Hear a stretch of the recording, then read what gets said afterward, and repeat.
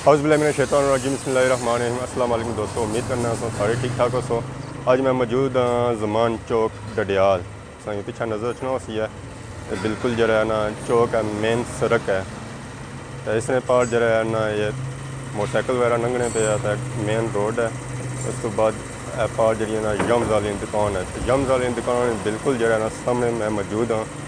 तो कियाँ मौजूद हाँ उसकी वजह यह है कि अज जरा मैं मोटरसाइकिल है ना ऑयल चेंज करवाना सी, जो काफ़ी अर्सा हो गया सी मैं जब चेंज नहीं सी कराया। अज मैं आया इस दुकान पर ऑयल चेंज कराने वास्ते।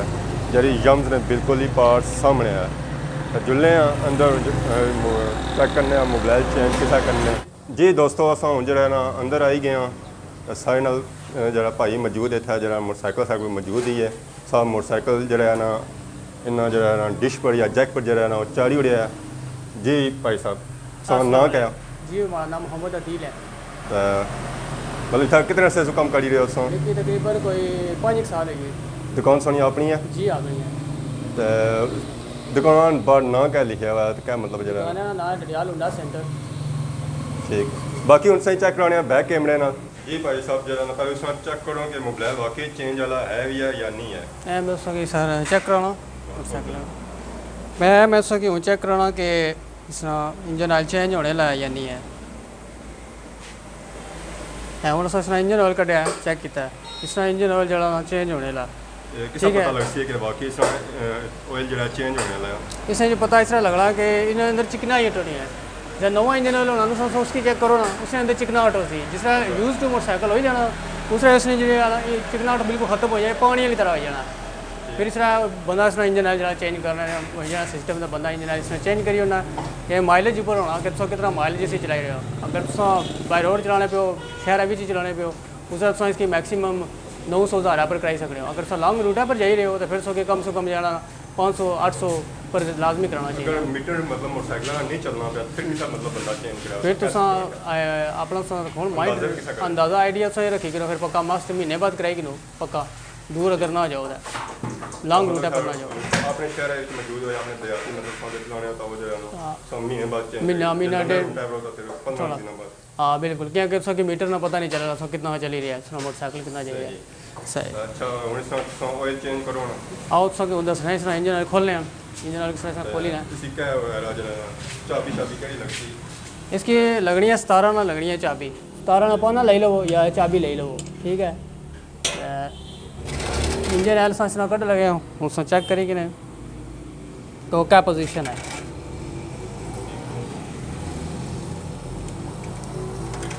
जरा इसमें ऑयल जो है निकली रहा या बिल्कुल ही काला स्याह आया तो बिल्कुल ही पता लगना है कि पानी है वो मोटरसाइकिल चुवाई रहा है।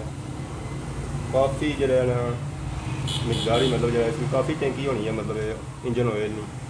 जिससे मतलब मोबाइल निकली रहा है। इसी तकरीबन कितना मोबाइल पे जाना है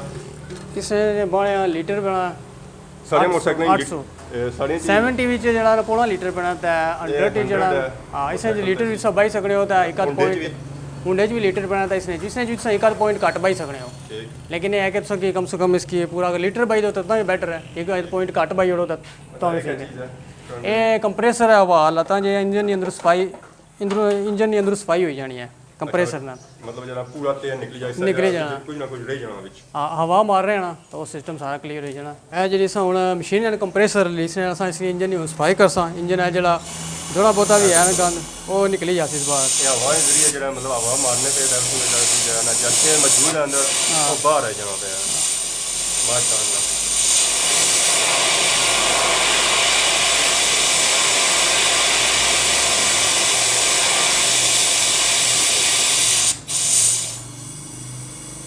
इस तरह जो इंजन अंदर सिस्टम होना जो आयल शैल जो होना गंदा वो सारा क्लीयर हो जाना निकली जाना बाहर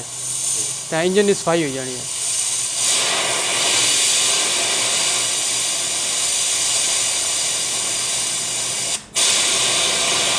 ऐ तो कोई जो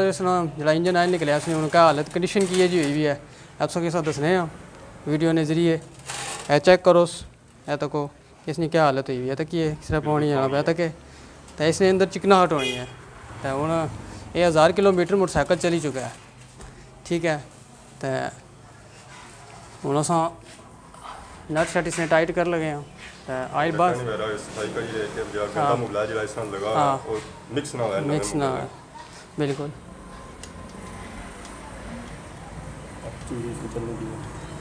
ऐसा हम इसकी टाइट कर ही रहे हो क्योंकि इस जड़ी इसके अंदर जी आयल वाली चूड़ी है ना आयल वाला सिस्टम है इसकी बड़ा एहतियात ना करना पड़ना अगर सो चूड़ी की ज़रा भी डिंगी चढ़ेगी तब सो ना समझी कि आयल वाला सिस्टम ख़राब हो जैसे लीकिंग बंद नहीं हो रही तो इसकी बड़े प्यार नाल सही है था ना जी तक टाइट ना हो तक सो इसकी कदे भी ना टाइट करो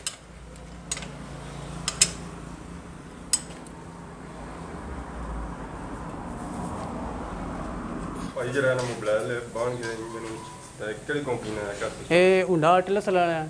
ਤਾਂ ਇਹ 2050 ਆਇਲ ਹੈ ਜਿਹੜਾ ਹੁੰਡਾ ਕੰਪਨੀ ਨੇ ਆਪਣਾ ਕੱਢਿਆ ਤੇਲ ਨਾ ਉਹਨਾਂ ਨੇ ਕੰਪਨੀ 'ਚ ਲੋਚ ਹੋਇਆ ਜਿਹੜੇ ਉਹਨਾਂ ਆਪਣੇ ਮੋਟਰਸਾਈਕਲਾਂ ਵਾਸਤੇ ਹੁੰਡਾ ਕੰਪਨੀ ਨੇ ਜਿਹੜੇ ਮੋਟਰਸਾਈਕਲ ਹੁੰਡਾ ਕੰਪਨੀ ਦੇ ਮੋਟਰਸਾਈਕਲ ਜਿਹੜੇ ਨੇ ਬਹੁਤ ਅੱਛੇ ਇੱਕ ਤਾਂ ਕੰਫਰਟੇਬਲ ਹਨ ਬੰਦਾ अगर लॉन्ग ड्राइविंग भी जाए तो बंदे की परेशानी नहीं होनी क्या किसी शाख बड़े कंफर्टेबल बनाए हुए हैं तो इंच तो मोटरसाइकिल कुदरा बंदे की परेशान भी नहीं करना तो इंजन आयल जरा नहीं सुनाओ अपना होना कंपनी ना ये बहुत ही अच्छा होना तो बोना भी यही चाहिए तो जेह्ड़े बाकी जेह्ड़े होने ना कंपनी ने जिक वाले तेल हो गए दूसरे तीसरे ये भी तेल बहुत ही अच्छे इन्हों की कोई शक नहीं करनी अच्छे लेकिन यह है कि उन्हें जो अपनी चीज़ की है मुकसद इसने होना कंपनी ने इंजन आयल पाओ होना कंपनी ने ज़्यादा बेहतर होना एक तो उन्होंने मोटरसाइकिल के मुताबिक होना माइलेज पर किस तरह कितने होना ने वो उन्होंने सिस्टम जो है